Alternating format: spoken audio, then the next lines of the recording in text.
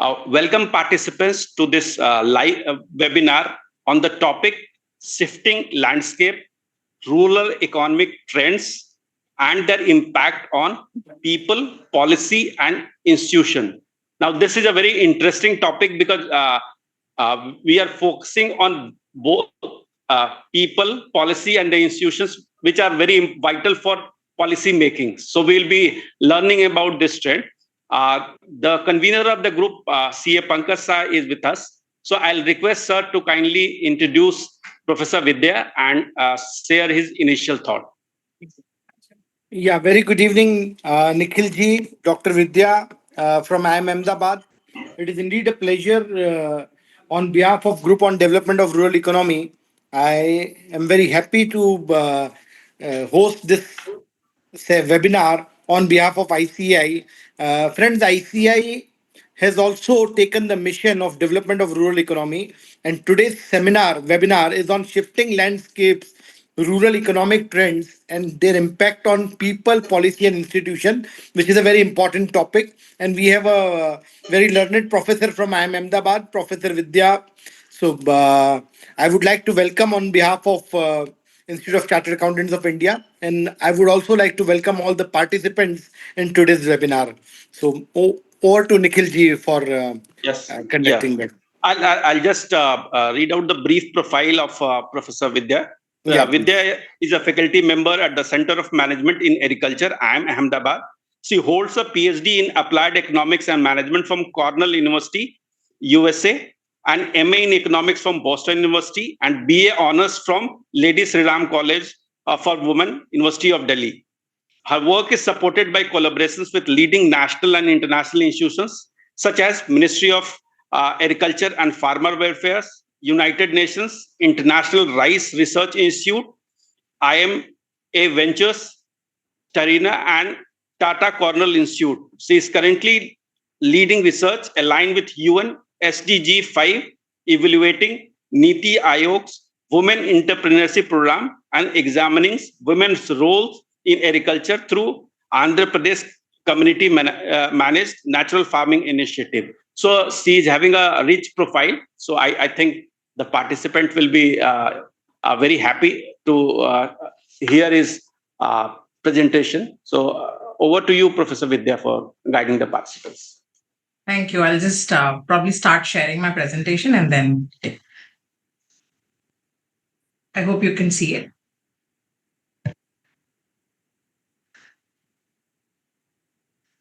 It's visible, right? Yeah. Yeah, it's visible. Okay, thank you. Good afternoon, and thank you for giving me this opportunity to speak to this wonderful audience, the esteemed members of the Institute of Chartered Accountants of India. It's a privilege and honor to be invited by such a distinguished professional community that has contributed to strengthening India's financial systems, governance, and economic resilience. Today, in this topic, we turn our attention to a subject that's not only central to India's growth story, but also its social fabric, the rural economy. This sector, which sustains nearly 2/3 of our population and contributes close to 1/3 of our national output, it's undergoing a profound transformation that needs discussion and attention. Because the rural economy is no longer confined to agriculture alone, it is diversifying into manufacturing, services, food processing, renewable energy, and digital ecosystems are some sectors. These shifts are reshaping consumption patterns, credit structures, and institutional roles, creating both opportunities as well as many challenges as we go along. Hence, the discussion today is about shifting landscapes, rural economic trends, and their impact on people, policy, and institutions. The agenda today is to unpack these dynamics as to what are the structural mismatches, what are the transitional phases and persistent inequalities which create opportunities and challenges, and also reflecting on what these mean for professionals like yours who can help advise and create structures for smooth functioning of the economy. The presentation is going to be structured in 3 phases. And if you have any questions, I'll take that towards the end of the presentation. The first phase is going to be, I'll be talking about sectoral composition of rural output and employment, just to give you a heads up. Second is, what is the transitional phase? What are the relationship between sectors and what those implications are for, as I mentioned, policy as well as institutions? And the third is going to be the persistent, challenges and opportunities where stakeholders like some of us need to come together and contribute. With that, if you just a quick snapshot, we all know some of it, but I always like to bring up the scale at which we look at rural economy. So when we talk about rural economy, um, it looks like one big structure, but if you see, agriculture contributes the maximum in terms of the job employment. So who are these people in rural economy that we're talking about? They're 42% of our workforce.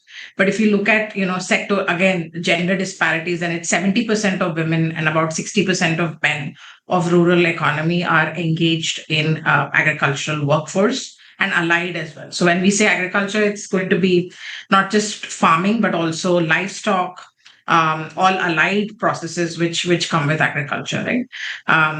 Because rural is, agriculture is one of the main mainstays. It contributes to 16% of GDP. And as we see economic development take place, the contribution of agriculture in GDP goes down, and we expect a rise in manufacturing and services in structural economic theory. And that's where, and we see in terms of numbers, the agri-valuation itself is contributing to about $533 billion revenue and about $42 billion profit every year. So in terms of just looking at the scale of what we are talking about. Now, industry, including processing, now just this is again another snapshot, 37% of the overall composition of GDP comes from agri. Then the banking and services is picking up. FMCG, I'll also show you the growth charts as to how we are seeing these increase over time, manufacturing and trade and transport. So when we imagine a person in rural India, definitely agriculture becomes one of the key parts, but agriculture itself is transforming. Second, there are all these allied activities into manufacturing, services, etc., which are beginning to shape place, which are going to change the way we look at rural economy over a period of time.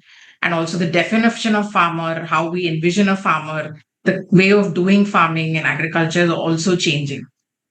Just with this backdrop, this again is a very interesting analysis done by Bain, and some of it we pulled from the Ministry of Statistics. If you look at overall contribution, like I said, 46%, in total 200 lakh crore GDP. So urban and rural split, it's almost similar, both those statistically significant. But if you look at rural GDP and where the contribution comes from, so you have agriculture, trade, hotels, transport, communication, manufacturing, financial, real estate and business services, public administration and defense, which is also a very important field, and construction. And these services are increasing over a period of time rapidly, right? And I'll talk about why that is happening in terms of what are the structural shifts which are taking place in rural economy, which are accentuating this non-farm economy beyond agriculture also. And agriculture itself is transforming. That's also something that we need to keep in mind. So we are largely smallholder agricultural system, which means that 1 to 2 acre farmers are largely the contributors of the system, about 60% to 70%, depending on the state. But then these farms are now getting aggregated into cooperatives or farmer producer companies, etc. So we are seeing aggregation happening at the smallholder agriculture also, which means different things for companies, structures, and how one has to think about that economy. Some of the drivers in terms of, these are largely policy. Again, if you look at what are the main drivers that contribute to the rural change, they can be classified into policy support, investments, and technology. So I'll take you slide by slide. But if you look at the policy support, which drives a lot of this transformation, economic theory says that when you develop agriculture in an economy, in terms of its agricultural productivity, that then spurs growth for non-agriculture, which includes manufacturing and services.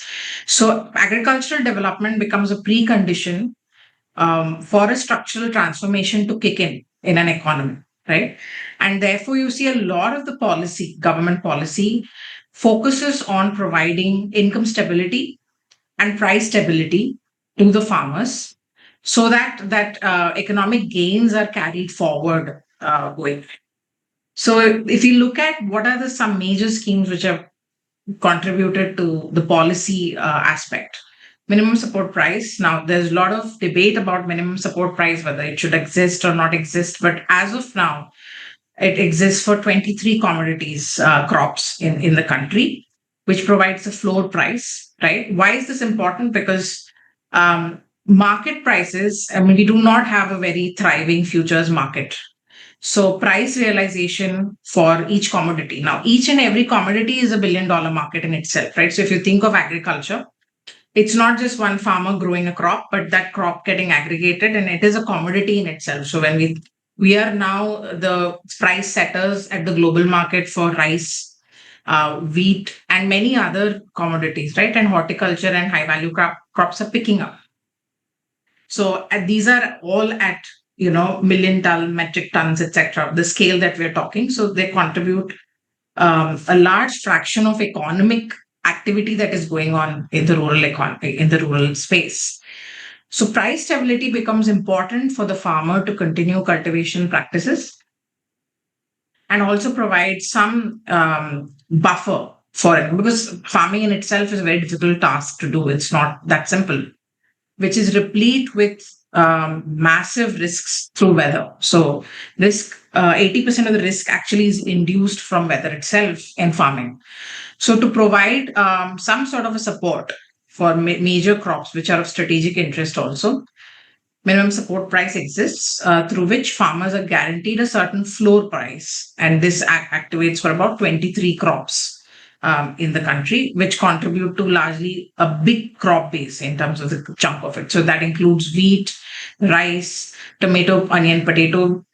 Also, mind you, these crops actually are very significant for your consumer price inflation, right? Because consumer price inflation is basis some of the commodities, right? Food consumption basket.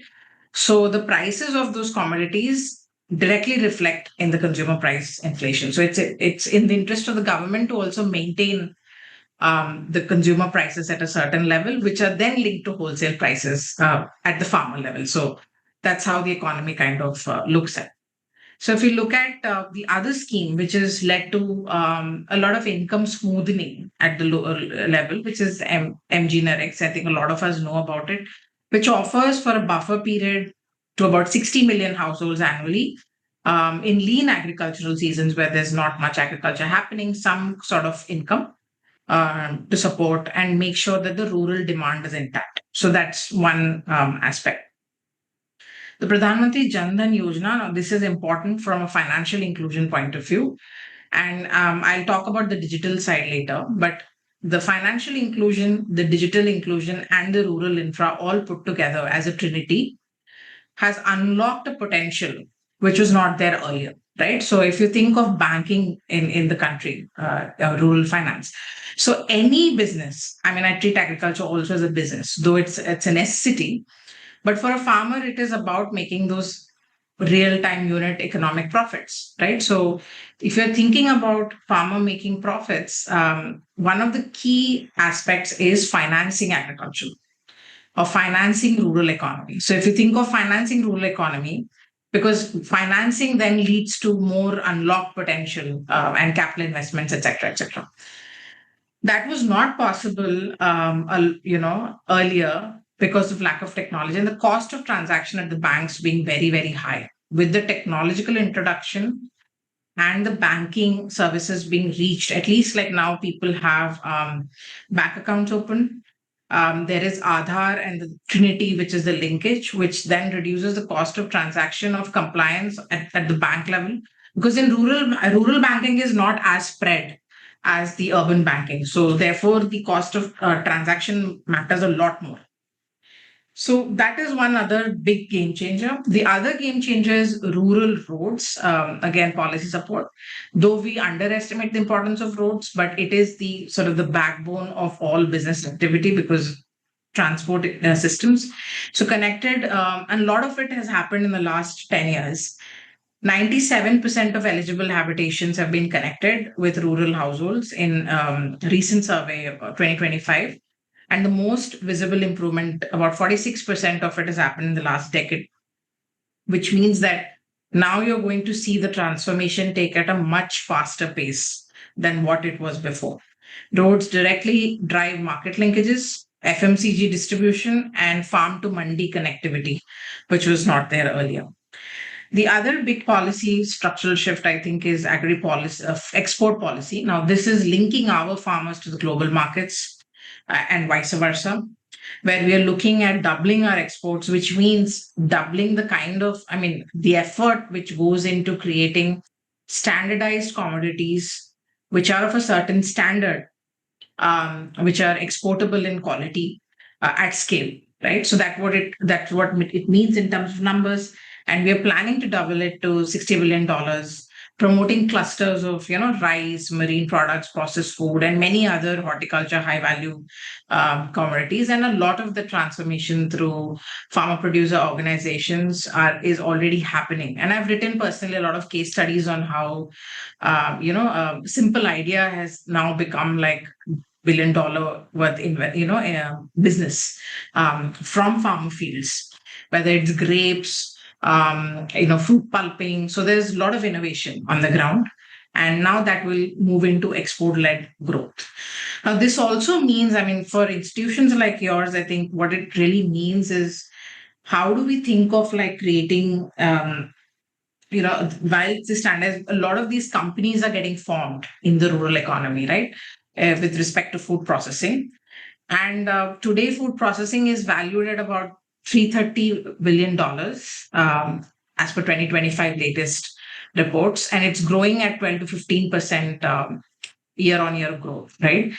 It is the second largest employer for agriculture. And if you think of how the agriculture and spurred growth is going to happen, food processing becomes the key part over there because that's the next step. So once you have the produce, how well are you able to process it and then value add and then sell it either in the domestic markets or the export markets? And policies like the PLI scheme for food processing, mega food parks, etc., are coming in terms of capital flows into this market, which means that there are going to be already and continue to be a lot of food processing units, companies, which will be set up all throughout, which will require their own compliances, smooth functioning. And if you're thinking of exporting 100%, it has to be like much more than just domestic market in terms of being able to establish processes which are far more standardized so that we don't expect losses at the farmer end at the end of the day. Because even like one shipment being returned in the export market can actually affect millions of farmers directly for an entire season. But post that, there are multiple welfare shocks that continue in the farming and, a lot of disruption in the market. So one has to avoid that and the compliance has to become smoother in this market to make sure that things are taken ahead. The other big thing is FMCG. And when we think of FMCG here, the rural FMCG consumption, now this is a very important thing. So when we have an idea of rural, right, we think that people are not connected to markets. Like people are not buying from markets and they're probably just, going to mandis and then picking up or they're taking from the neighbors. Yes, that part of rural India exists, no doubt. But that size of that rural India is shrinking drastically. Now you have a rural India which is largely connected to markets, right? And the numbers are showing that. So the incomes have doubled. And expenditures also going up, food expenditures going up on non-cereal items. So not wheat and rice, but many other items, which are all sort of reasons to believe that now the income segment of the rural is shifting. And therefore, and the markets and the rural road infrastructure is also giving boost to that. So you would see a lot of consumption spending spiking up. It's already happening, but also increasingly happening in the next 10 years at a rate which is very high. So one has to be able to develop markets which cater to the demands of the rural India. So the numbers are already reflecting that. If you see, it's $115 billion worth FMCG consumption, which is at 3x faster than urban. If you think of the rate that we're talking about.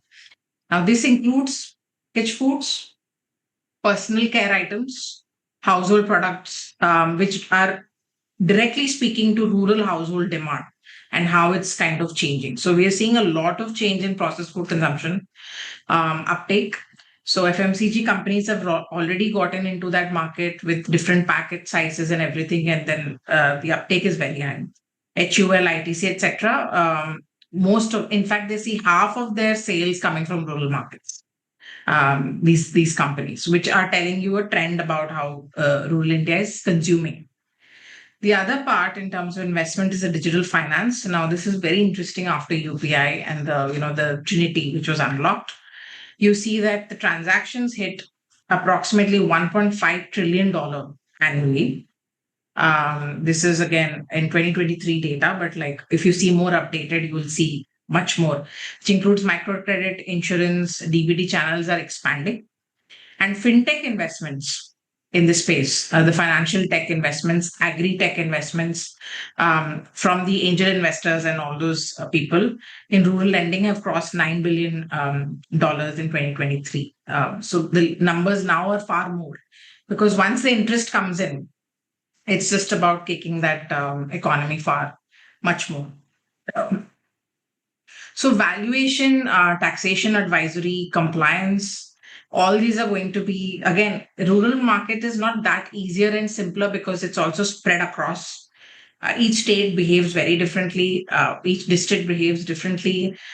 So the products that one creates, the advisory is likely to be far more challenging, but it is required, right? So, I mean, to kind of make sure that all these demand and opportunity that we are taking about is picked up. The third part is technology, which I think we all cannot undermine the importance of. I mean, I've been in the agri-finance space for the last 10 years, and what I've noticed is that the cost of transaction for banks was almost impossible to lend to rural, despite having all kinds of PSL norms, which are already there, priority sector norms for agriculture, etc.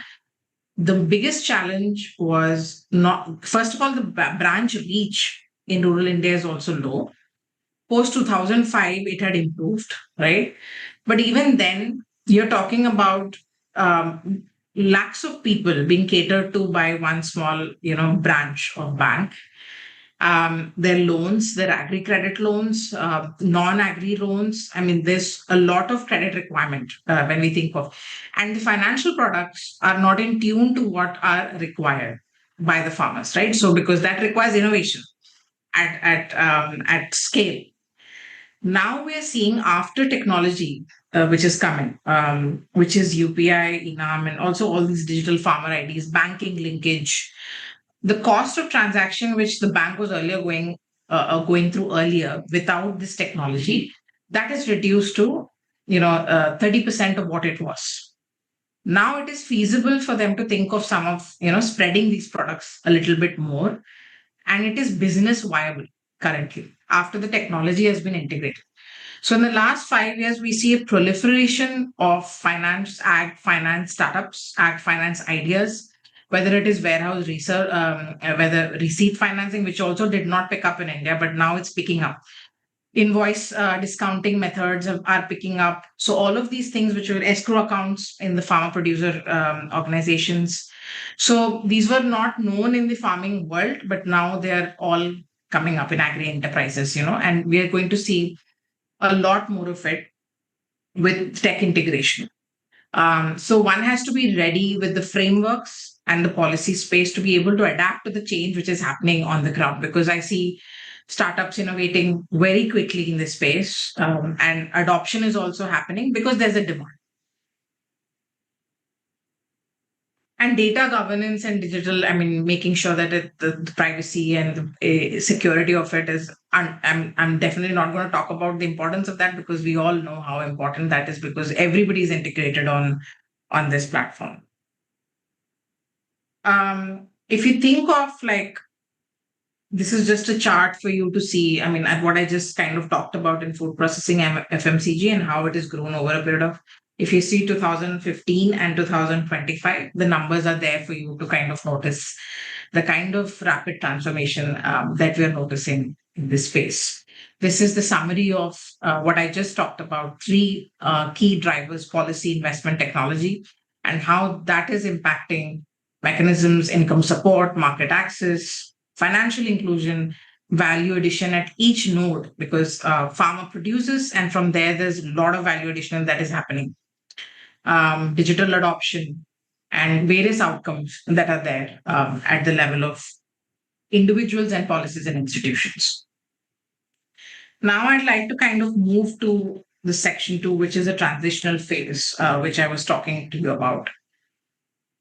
Now that we know what the rural economy looks like and what the split of the sectors is, the second question now is to ask, what does this transitional phase look like? How do we kind of look at this, right?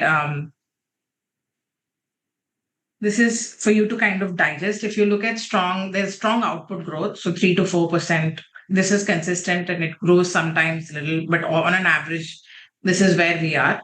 But employment growth is where we need a lot of focus. I mean, there is skill programs and everything, but the skilled workforce is needed in something, but we do not have that adoption taking place. So there is some mismatch in what is available in terms of the skill and what is needed by the industry.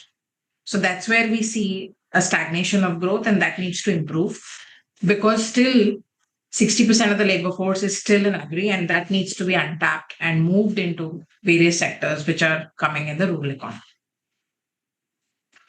This is at the aggregate level, but the 45%. But if you see state-wise, you will see a lot of differences in the data. Wage differentials also persist. Now, this is a growth driver because the non-farm incomes are more, it's likely to attract more agri labor towards non-farm labor. But at the same time, we don't see that still happening, that transformation at the rate that we would like, right? This is already documented very well in the economics literature to know that the structural mismatch is there, and we need to keep sort of working on this. This is just a chart to kind of show you how we have grown over a period of time in agriculture, industry, and services, and what are the contributions like over a period of time. The rural economy today is not isolated space, and that's very important to understand. It's increasingly enmeshed with domestic and global value chains, right? So the shocks that are felt at the national level or at the global level are trickle down to the farmer level in the rural economy, or households in the rural economy. And what was once a subsistence meaning people used to just grow and eat whatever, but now they're actually selling. So they're very much integrated into the market. Sector is now hub for consumption, processing, and exports. Now, food processing industry is growing at, like I said, in mega food parks, which are also there. One other very important transformation which is happening through digital space and the aggregation models, which is farmer producer companies, etc., is farm to market linkages are happening far more stronger than before earlier. There's a $13 billion reduction in post-harvest losses, which used to occur earlier. And innovation in this space, smallholder technology, right? Even when we used to imagine a tractor, then there was a smaller tractor. Then there were multiple implements which came in to supplement what was needed. Now, farm mechanization itself is a field in itself where people are innovating for smallholders. So what happens in the US or Western economies cannot be directly applied to India because of the nature of the farming that we have, right? And that's where the innovation that we do is very different. And that's now a lot of startups and a lot of companies are coming in to cater to that market, which is a smallholder market, whether it is food processing, whether it is mechanization for agriculture, right? We see different models and different ideas coming in, and they getting funded in this space. Yeah. So one other thing is, I mean, exports, like when I said market linkages, one other thing is that how do you then think of market linkage, right? Global value chains and aggregation is critical here. So exports of cereals, spices, coffee, etc. are expanding now with rural road infrastructures, logistics to ports. All of these things are happening as we speak, and agri-tech startups improving efficiency. Now, in short, when we think of this structural linkage, right, and just on agri-tech startups, I would like to say there are 1,000 plus agri-tech startups already operational. Now, one can comment on how many of them are good and how many of them are not good, but they're offering different solutions: logistics, soil analytics, digital marketplaces, supply chain financing, farm to fork traceability solutions. So these are the kind of spectrum of agtech companies which have come in. So which was not even envisioned 10 years back, like when we were thinking of agriculture, that how tech enabled agriculture can actually happen. Just before this webinar, I was having a conversation with a startup which is looking at AI penetration in agriculture. How would you do that? You look at farms, you see how the AI can actually map out your farm and tell you where exactly you can water save, where exactly do you need fertilizer application, etc., and low cost technology. I'm not talking about very expensive technology, but these are all products which are developed in the market, which are getting rolled out, which will mean we'll have efficient agriculture, more precision agriculture going forward, which again realizes in income gains. Now, these are not just gains at the level of farm. That farm level gains then translates to income gains for farmer, which then gets spurred into consumption and rural demand. So therefore, the entire economy then sort of depends on some of these savings that we're talking about. So in short, I mean, structural linkages establishing, so backward linkages with the farmers to processors to FMCGs. When we talk about backward linkages, we're essentially talking about the networks that connect farmers to upstream value chains. Think of farmer producing maize, for example. That maize doesn't stop at a mandi. It is picked up by the local aggregator, transported to a processor, turned into starch or animal feed, and then supplied further to FMCG companies, right? These processors and FMCG. So if you think of the economy that way, and this is just one example I've given, but if you can look at that at scale, according to McKinsey 2024 report on value creation in Indian agriculture, food processing has become like one of the largest industries. And yet we are working on reducing our post-harvest losses. So if you think of India's goal as a lot of loss happens in post-harvest, which is important to plug in. Because that loss is not just a loss in quantity of the produce, but it's a loss in income and price. Price stability is also affected. So a lot of work in cold chain warehouses, farmer processor contracts, and FPO financing is happening. If you look at forward linkage, when our rural consumers then demand products from FMCG companies, and then therefore global retailers as well as domestic retailers. There are about 40 to 50% of the sales, as I mentioned, from ITC come from rural India. But these forward linkages don't stop at consumption. Rural households are also global value chains. For example, spices grown in Kerala, processed in small rural clusters, are packaged by FMCG firms and sold in European supermarkets. So an FPC in, farm producer company in Gujarat or Maharashtra, for example, Maharashtra, there's a FPC called Sahyadri. Now, farm producer, they approximately 20% of the grapes in Germany are produced from those farms of Sahyadri in Maharashtra, which is in Nasik, right? So that's how our value chains are now connected globally. And that's always important to remember, because any shock which is happening economically or a political shock is likely to reflect back on at the end of the level, at the value chain to the farmers or the farm producer companies. One of the things is audit trail across borders, ESG reporting for agri exports, valuation services for startups, direct to consumer rural supply model frameworks. All of these are becoming important as this rural economy is changing.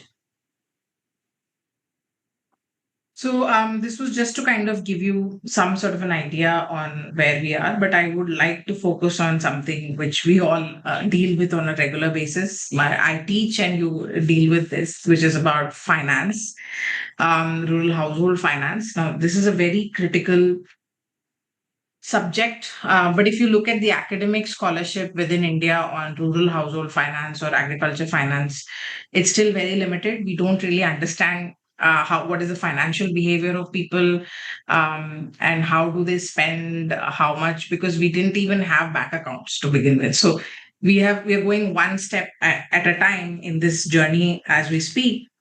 um, if you look at household, because when we think of rural finance, the best metric for me is always look at what households are doing, right? And if I can get at individual level, that's even easier. So if what a farmer is doing or what a women entrepreneur is doing, then it gives you an understanding of what the rural economy is functioning, because financial behavior is key to knowing how they're behaving as well as individuals, right? So we'll look at some of those metrics now. If you see, on average, households allocate 65% of their income to consumption. Now, this is a very important statistic because, and how is this going to change over a period of time? I'll comment on that slightly. As our economy kind of moves into, now it's emerging, but as we touch, as per our vision of 2030, 2040, if we continue to grow at 8%, 7%, 6% nominal, then this household income for consumption and food is likely to go down, right? So the consumption on non-food is likely to kind of go up. And that's what has happened to all the economies which have seen this transition. So on the basis of that and some principles of economics, so non-food expenditure of the households will increase in terms of the share. And savings, etc., saving and loan repayment, now the credit scores, etc., are reaching rural economy. And we are moving into a more consumption driven economy. So therefore, I would say the saving rate is still questionable, but consumption is definitely going to rise over a period of time. On digital finance as adoption, I've already commented. But if you see, another big innovation is eNAM. It has not taken out. It's an e-marketplace for prices, wholesale prices.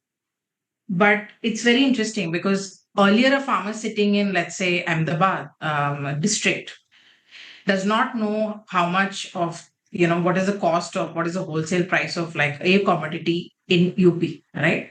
So that was a price discovery which was not possible. So there was asymmetric information among farmers. But now, through this portal where different prices are set up and I'm able to see the prices, the farmers can actually use this in their advantage and exploit the arbitrage to get the price premium. And that changes the way they do business. And that also tells them how the demand for food is occurring in different parts of the region. Now, if you look at the credit and debt, so if you look at what are the loan proportions, if you see largely there is a change. So crop loans used to dominate in the market 2014-15. Now crop loans are actually reducing in terms of the share, so 75% to 59%. Now the term loans are increasing. So that tells you something about the consumer. Consumer is investing, taking long-term credit, right? For various reasons. That could be household level issues, or that could be investments in entrepreneurship, investments in etc. So, and again, if you look at the state-wise split, now this is where India is fascinating because there's no one India story, right? You have multiple stories within India. So if you see how the statewide differences are in the simple statistic of agri credit split, you see the maximum loan share kind of comes from Tamil Nadu, Andhra Pradesh, UP. UP is very big scale in terms of the people, right? Number of people, and then go so on and so forth. But the corpus is 14 lakh crores, right? And we're growing at a rate of close to 10%. Term loans are growing at a rate of 22%. So you see how the rural economy is getting financed over a period of time, right? Now, how is this credit actually getting utilized? That's the question that one may ask right after this, right? So people are taking 45% of that is going for consumption smoothing, for making sure that they are risk averse. I mean, most of them are risk averse, so they like to mitigate their risk. So how do I do my consumption smoothing? 30% for agricultural investments, like whether it's buying machinery, imports, equipment, etc.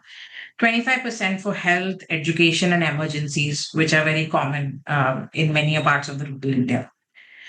We're also seeing rising rural indebtedness. Average debt to income ratio increased from 2.5 in 2008 to 3.2 in 2023, according to RBI. Now, one interesting thing which I'll come back to later is the delinquency ratio. If you look at like the split of how people spend and save, as well as how do they repay their loans, women delinquency ratio are very low in rural India compared to men. And there are these studies which people have done, including TU Civil and many organizations, and that's very interesting. But the credit to women is very low. So now that's where a big untapped sort of market exists, and people are working on this. Now, rural households have become far more formalized, right, than we like to think in finance, but insurance penetration still remains low. And globally, insurance is a topic which is largely government oriented, because insurance for rural, because we're talking about agriculture, which is risky, private sector investments in insurance are typically lower. And global experience also shows us that. But still, we have very new age products coming in the space of insurance. And some of them are, for example, PMFBY, the Pradhan Mantri Fasal Bima Yojana. Now it covers about 37 million farmers annually. This is 2023.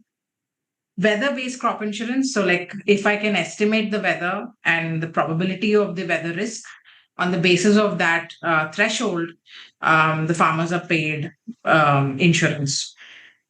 Which is also very interesting products coming in. Now, insurance market is developing in livestock sector. Fisheries is very low yet. There are products that are still need to develop. So fisheries is one sort of greenfield investment in that sense for startups to look at. And compliance is also non-existent because you don't have innovation in that space. But livestock becomes a critical area.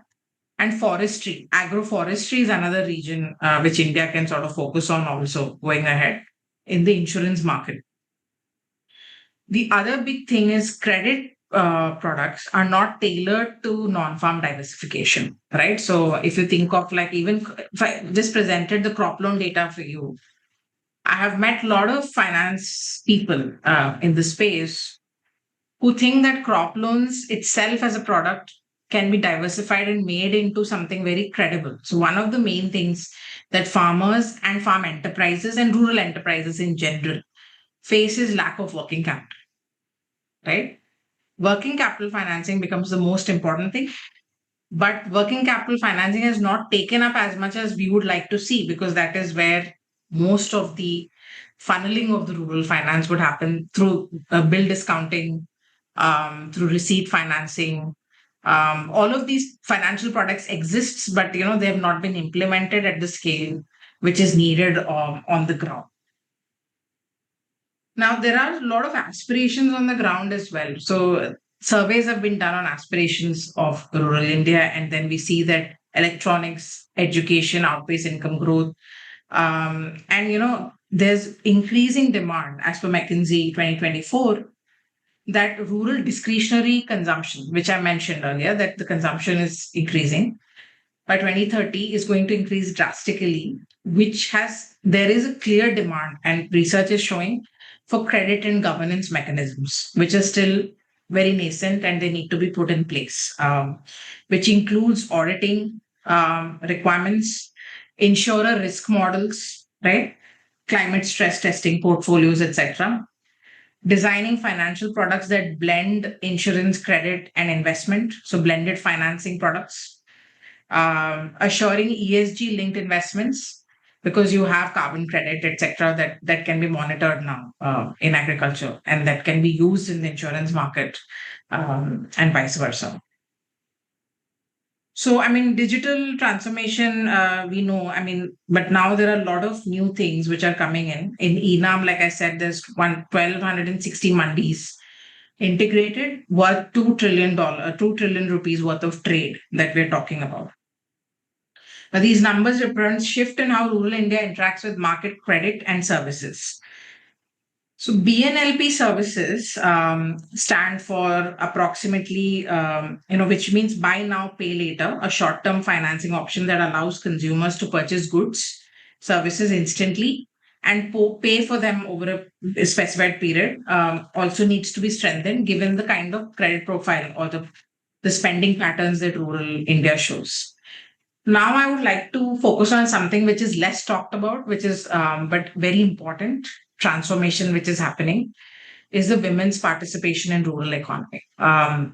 So, very, when we think of women in rural economy, kind of a picture that emerges is that they are probably confined to households, but that's really not true. I mean, they are practically driving the agriculture, from all the field surveys that we have seen across the country. So, time use studies show that women spend almost equivalent, in fact, more time than men on agriculture production. Livestock production is exclusively done by women, right? And they're also becoming very important for MSME, but at the nano scale, like more small scale industry. So you have about 90 lakh self-help groups in the country registered as of now, and all of them are registered entities. And now they're like, even if 10% of SHGs actually take up entrepreneurship, just as a hypothetical, exercise, which means you're talking about 9 lakh enterprises being created as we speak, right? And then their compliance, their requirements. Now, what is very interesting is a lot of these women, when they came to SHGs, did not even know how to sign, right?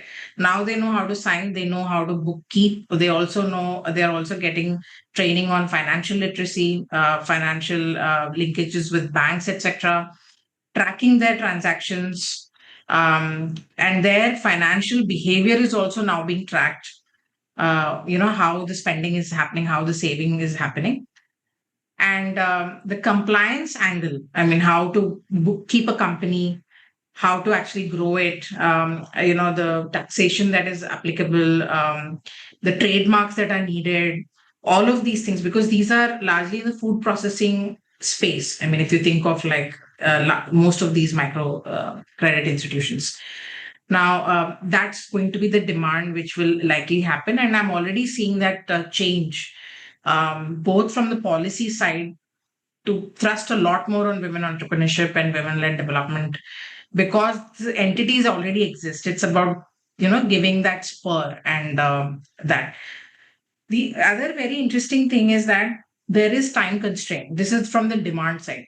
So women are time constrained even in rural India, which actually kicks up the demand for time convenient goods, which includes foods and technology. So we are already seeing increase in processed food consumption in rural India, which is very unlikely. When you think of it, you think that women are cooking, but we see that they are time constrained. So the FMCG, so likelihood of buying chips, likelihood of buying biscuits and things like that, which are fast in nature, is already happening, which then has implications for FMCG demand going ahead. So women own 20% of MSMEs, but the credit access remains a challenge, right? And there's active need for developing innovative financial products which suit the requirements of MSME sector, which are almost non-existent, but there's work happening. It needs to be paced up very fast. The credit gap is at 1.37 trillion rupees right now in the country. So these are some, important pointers that I want to kind of show you. I mean, this is something that is awaiting transformation happening silently. going unnoticed. But if you think of the capability to help navigate, so you need these women to be able to navigate the business challenges going ahead. We have not been able to develop that yet. So that needs to totally come in the space, because this will happen. Now, lastly, I'll just spend about probably the last, what are growing sectors and what to do in the non-farm segment, and then close slowly. So if you think of sectors that are rapidly going of hope for futures, there's lots happening there's hope and momentum. There's diversification. Like I said, non-farm segments are emerging as true engines of diversification. They absorb labor, generate value, open new markets, and they're expanding. We already touched upon food processing. And there are interesting ideas like, UN International Year of Millets, which happened. So that then spurred an entire commodity market that was not there earlier. Organics and biofuels is another segment that you must be all be hearing in the news recently. Importance of natural farming products, organic and biofuels. Now, this is going to increase as we speak, but it's not to replace what is already happening, but it will happen parallelly, because there's a demand for conventional produce. There's also a demand for natural produce and organic produce, and both of them can juxtapose each other. They're not necessarily competitors in that sense. Biofuels is an increasing segment over a period of time. Now we have set targets for ethanol blending, etc., which will then lead to changes on the production side, because you will have to build the ecosystem and the commodities that are required. Agri-biologicals, not touched upon much, but biofertilizers, biopesticides, biostimulants, all of these are markets which are supposed to be awaiting, almost projected to reach $600 million by 2030. And obviously, this needs a lot of R&D support, definitely export compliance, and different audit requirements which are needed for these inputs. Also, as India has a strategic advantage in terms of cultivable area, we need new frameworks to make sure that no penetration of other species, etc., comes in, and the costs that are associated with that. Carbon credits, another big discussion which is already happening. A lot of companies working in this space, frameworks being built. Equally promising, NABARD and other institutions are piloting schemes where smallholders and FPOs earn credits for agroforestry and sustainable practices. It is still in infancy, but the potential to monetize climate positive activities like rural India directly links to global markets. And so carbon accounting, third party verification, and ESG audits become very critical in this space. And these drivers are already happening. Quickly, even as the rural economy diversifies and modernizes, there are inequalities to continue to shape. At the heart of this productivity gap, while urban work generates nearly 3 times the output of rural workers, a large share of India's labor force is again tied to low productivity agriculture. And that needs to change. We need to continue to work on that. Picture becomes even starker when we look at regionally, like Punjab, Haryana, highly mechanized, while states like Bihar, Northeast lag far behind. So we need to work on those areas to move into more productive agriculture and then spur the rest of the goods. India continues to lose about 13 billion worth rupees because of lack of cold chain infrastructure and storage deficits. So that has to be fixed immediately. There's already work being happening, but it needs to ramp up. Even though agri-tech startups are reducing, but we need hardcore investments like warehouses, cold store, because the amount of commodities we are producing and we are scaling, we will need more and more such infrastructure. We need aggregators, continue to need aggregators, whether it's self-help groups, farmer producer organizations, or cooperatives. And that is something. And MSMEs will require a completely different thinking when it comes to how we deal with them, because they have their own challenges. And it's almost like we need to support their growth before we hit them with a lot of compliance. And I see that a lot on the ground where, a lot of them are boggled down with so much compliance that they don't even want to do business. So that is something that one needs to avoid as we think of transitioning rural economy to the next stage. It will require handholding, and we cannot ignore that aspect of, because we are talking about a large scale gap when it comes to rural India. Household sentiments, 2025, optimism and aspirations are there. More than half of all rural households rank roads as the most visible improvement. So this you can see, is one of the most important things. It's very understudied, but roads are playing such an important role of market linkage, FMCG distribution, etc. With that was electricity access, digital access, which came in, now powering different parts of the rural economy. Now, this brings me to the last sort of pointers in terms of implications for various policymakers and all.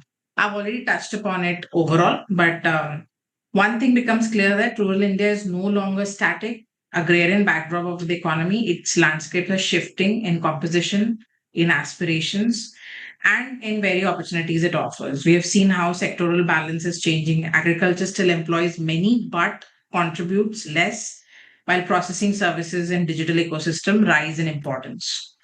Now, I've already talked about various linkages. Now, these challenges also had an opportunity. The overemployment in agriculture signals the potential for new jobs in non-farm sectors, processing services, etc. Also, making agriculture more efficient, which means mechanization, digital inclination, etc. The rise of digital finance opens avenues for tailored products for women, MSMEs, FPOs, which was not there earlier. It's a great thing. But one needs to support that ecosystem a lot more. The losses incurred during post-harvest handling prompt investment in cold chain logistics exports. Now again, overemployment agriculture, like I said, that's something that we need to, and gender gaps we need to really, really take into account, because we may end up in situations, if we don't skill the right populations, right? We may end up losing a lot of potential productivity, which is there already in the economy, and actually losing our demographic dividend. So that is something we need to pay attention to as we move ahead. And lastly, India's future will be written not only in the cities, but a lot in the villages and how they're transforming. So the focus on that is very needed. And the shifting landscapes need to be given attention to. With that, I think I'll end my presentation, and happy to have questions from the audience.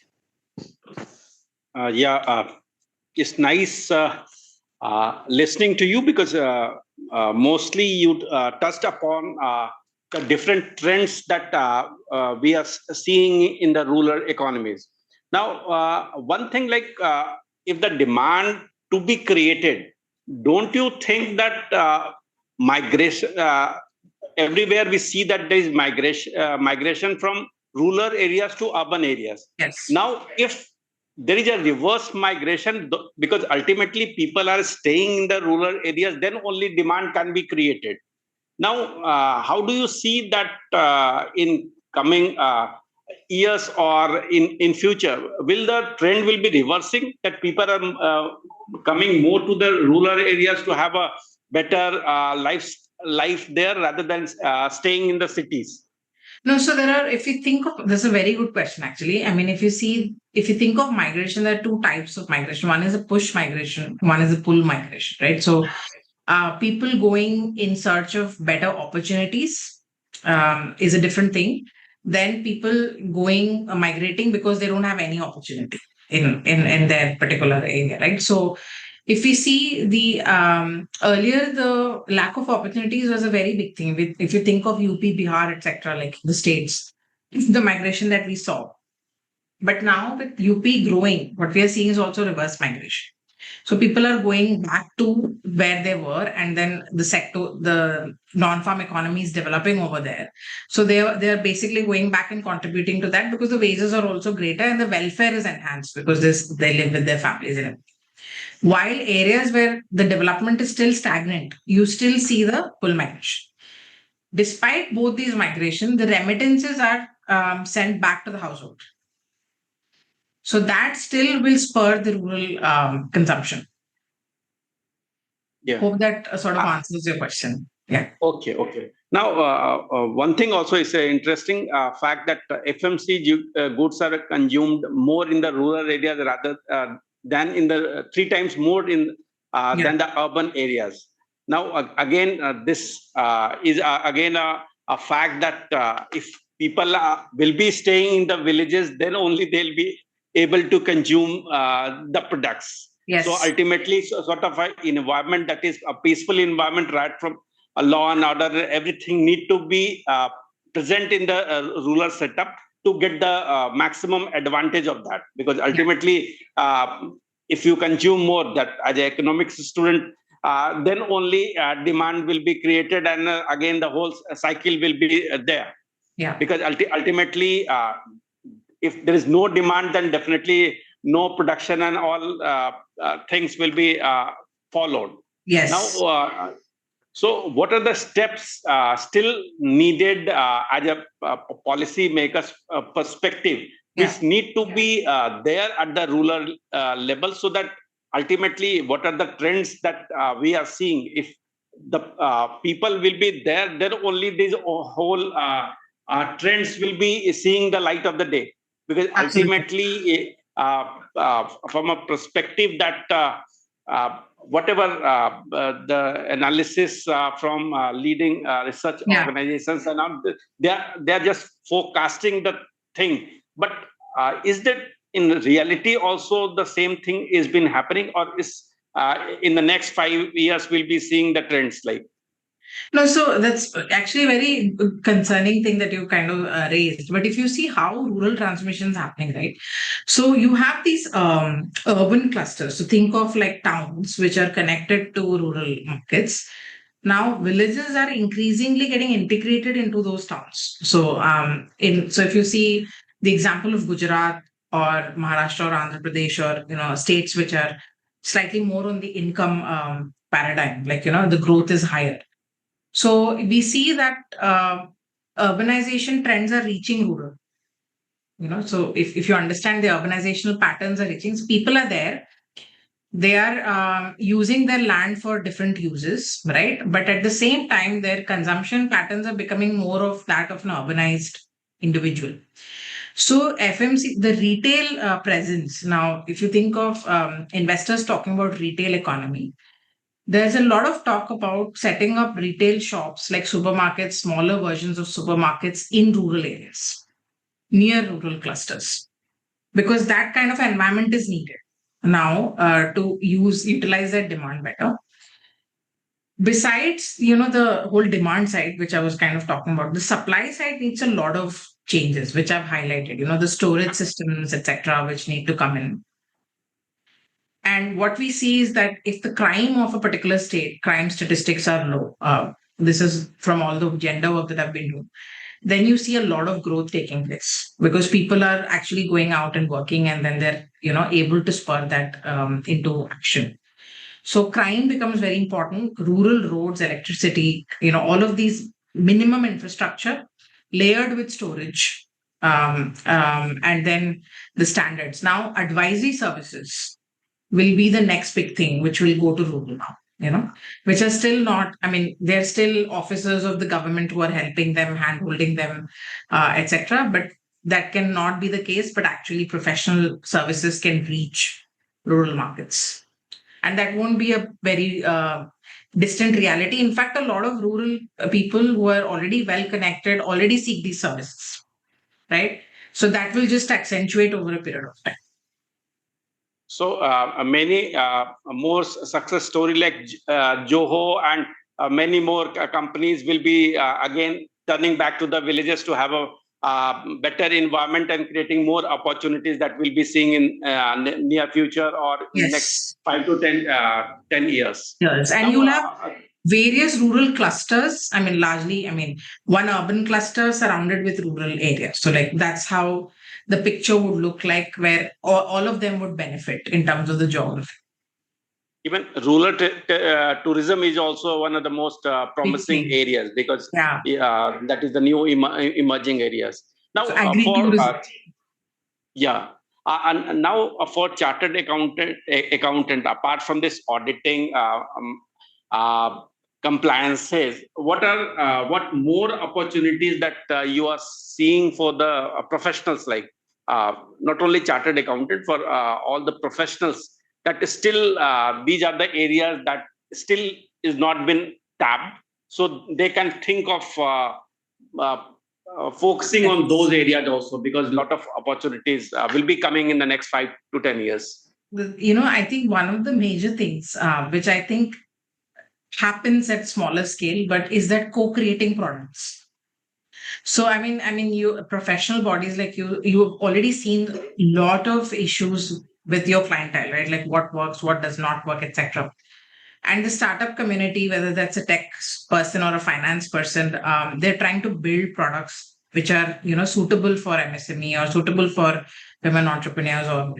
But I don't see the two bodies coming together or co-creating products. So I think when we're thinking of product development also, that collaboration would be required so that a lot of mistakes can be stopped upfront at the product development stage itself, because the products are very different. For instance, if you think of the agri value chain, build to ship to models are now emerging. So depending on the client's requirements, you have the financial product being coming in, and this is being driven by the NBFC sector largely. It is not coming from the banking, hardcore corporate banking, right? Because the NBFC is directly linked to the clients, right? So they know what the farmer requirements are. They are going back, and then the finance people are coming in and building new products, which then cater to the financial needs of. Now that can also be co-created with knowledge of, like, what the compliance side would look like, or what the experience of various clients has been, and we avoid such mistakes. That's definitely the first step, I would say, which is good, because the need for financial new age financial products is very high. Like we can't think of like a straight jacket product catering to the demand of all MSMEs. So that's where a lot of innovation is needed and a lot of ideation is needed. I mean, people like me as well contribute to that ideation from what I know of the ground. Similarly, I think those advisory councils to set up to kind of look at, okay, whether this product is viable or not, and what are the issues that may come in. That's at the product innovation level. But once the company is formed, even for advisory, how to form, what to do, how to navigate the next step if you're 100 CR or 200 CR. I mean, if you see the agri space, a company going from 20 CR in first year to like 100 to 100 CR in the second year is not, it's happening very fast now, because the scale is big. The commodity market scale is big. So once you achieve the scale, you're already there. So then the requirements change. And they need to be onboarded with professional advisory to be able to navigate them to the next level. But the professional advisory also need to cater to their demands, which may be very different, right? From the clienteles that you've seen in the urban space. So this is something that I think we'll have to think about and really kind of move forward with.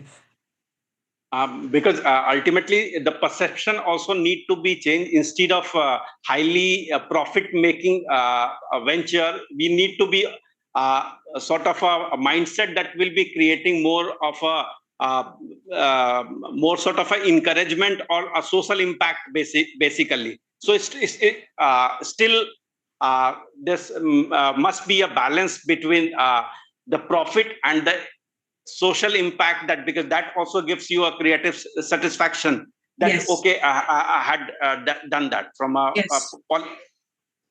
And I think governance frameworks also, I think your body can sort of help in creating whether, how does the governance look like for some of these pointers that have kind of raised. I mean, governance does not just come from the policymakers, right? I think because we are all in the business of working with people, we understand the implications of a governance model far more. So inputs in governance models are also critical. Like, if you're forming a special purpose vehicle, what should it look like? What are the models that would work? And things like that are also critical.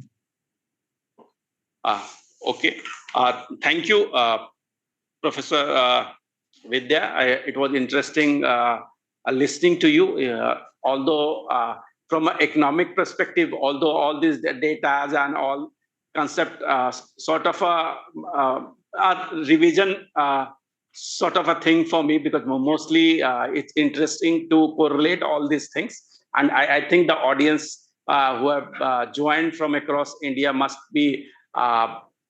have learned from this our webcast, and hoping that we'll be in future will be collaborating more and more for such wonderful programs. And definitely any suggestions or anything that from you personally or from the organization, that is also highly welcome for us also, so that we can work upon and jointly we can do some exercises. Absolutely. Thank you so much for inviting, and I hope that your audience benefited from this, and hoping to have such more conversations going ahead. Thank you. Thank you.